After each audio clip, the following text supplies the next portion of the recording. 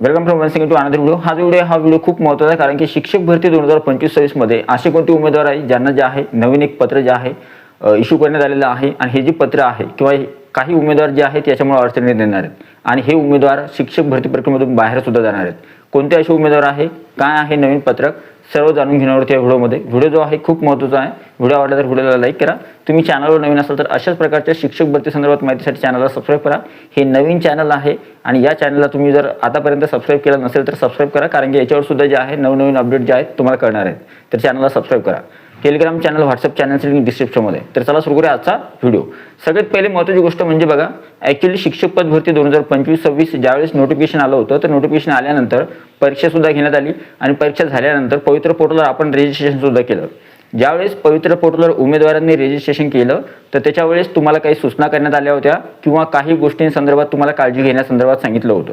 आता एक महत्त्वाची गोष्ट अशी आहे की ज्यावेळेस आपण शुद्धीपत्रक देतो किंवा ज्यावेळेस आपण एखादी गोष्ट डिक्लेरेशन, सेल्फ डिक्लेरेशन ज्यावेळेस देतो, तर त्यावेळेस आपण सांगतो की आपण जी काही माहिती आपण पवित्र पोर्टलवर सादर करत आहोत किंवा आपण जी काही माहिती दिलेली आहे ती खरी आहे, आणि त्याच्यामध्ये कोणत्याही प्रकारची विसंगती किंवा कोणत्याही प्रकारची जर खोटी माहिती आढळली तर त्यावेळेस मात्र मी कारवाई जबाबदार राहील, असं आपण सेल्फ डिक्लेरेशन त्या पवित्र पोर्टलच्या फॉर्मनुसार किंवा पवित्र पोर्टलवर केलेल्या रजिस्ट्रेशनच्या फॉर्ममध्ये सुद्धा आपण खाली दिलेलं आहे। ठीक आहे।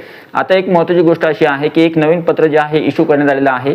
हे पत्र कधीचं आहे, तर हे पत्र आहे 15 ते 20 दिवस मागचं, म्हणजे जवळपास मागच्या महिन्यामधलं पत्र आहे 13/5/2026, म्हणजेच मे महिन्याचं पत्र, म्हणजे आताचं पत्र आहे। आता या पत्रामध्ये सांगितलेलं काय आहे, तर युवा विद्यार्थी असोसिएशनचे जे अध्यक्ष आहेत तुषार सर देशमुख यांनी जे आहे निवेदन केलं होतं किंवा एक निवेदन पत्र दिलं होतं आयुक्त महोदय जे आहेत महाराष्ट्र राज्य पुणे यांना।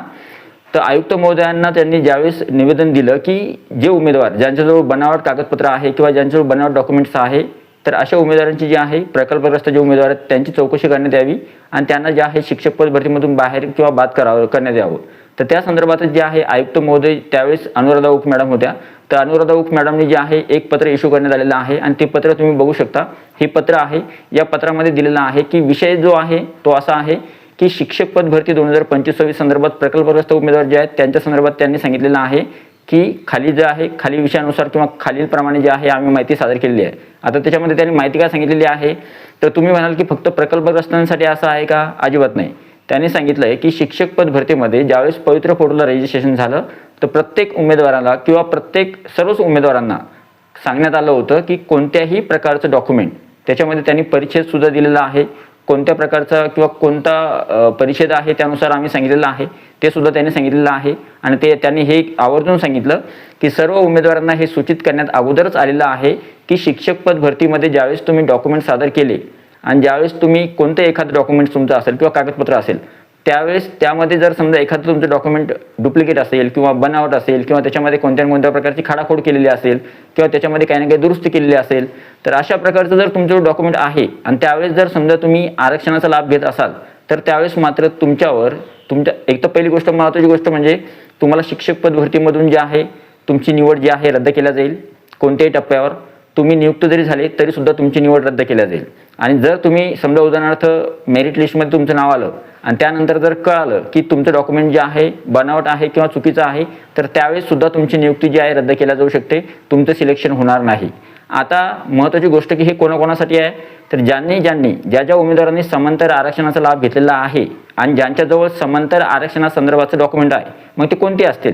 माजी सैनिक, खेळाडू, अंशकालीन, प्रकल्पग्रस्त, भूकंपग्रस्त, धरणग्रस्त, अपंग, खेळाडू, जेवढे काही असतील त्या सर्वांसाठी हे लागू आहे। ठीक आहे। तुमच्याजवळ आरक्षणाचं जे प्रमाणपत्र असणार आहे ते ओरिजिनलच पाहिजे आणि ते कोणत्याही प्रकारचं बनावट नसलं पाहिजे।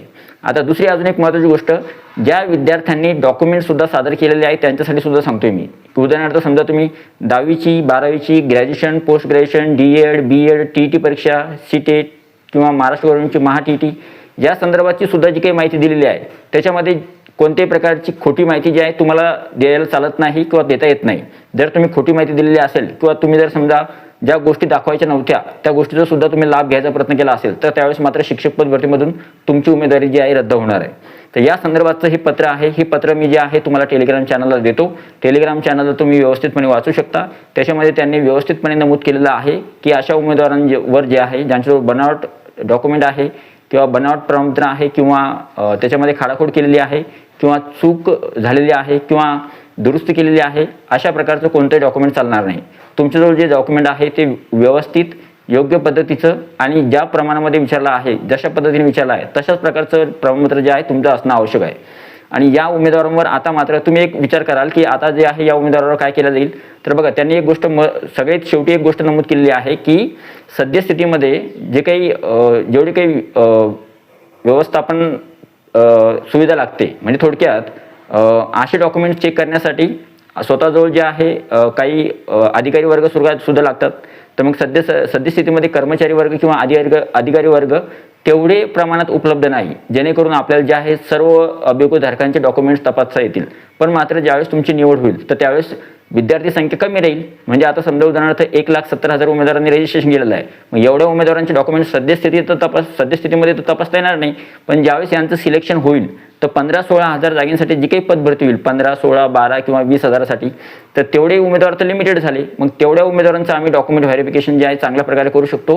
आणि असे जर उमेदवार जर आम्हाला निदर्शनास आले तर त्यावेळेस मात्र अशा उमेदवारांवर कारवाई केल्या जाईल. त्यांची निवड प्रक्रियामधून त्यांना जे आहे बाद केला जाईल आणि अशा उमेदवारांवर योग्य जी आहे कारवाई सुद्धा केल्या जाईल. अशा प्रकारचं जे आहे या पत्रामध्ये नमूद केलेलं आहे.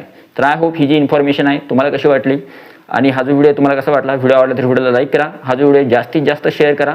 तुम्ही चॅनलवर नवीन असाल तर चॅनलला सबस्क्राईब करा आणि या व्हिडिओला जास्तीत जास्त हाईप करायला विसरू नका. भेटूया पुढच्या व्हिडिओमध्ये. तोपर्यंत व्हिडिओ बघितल्याबद्दल थँक्यू सो मच. तुमचा काय अभिप्राय आहे तो कमेंट बॉक्समध्ये नक्की लिहा. Thank you so much. Take care. Bye bye.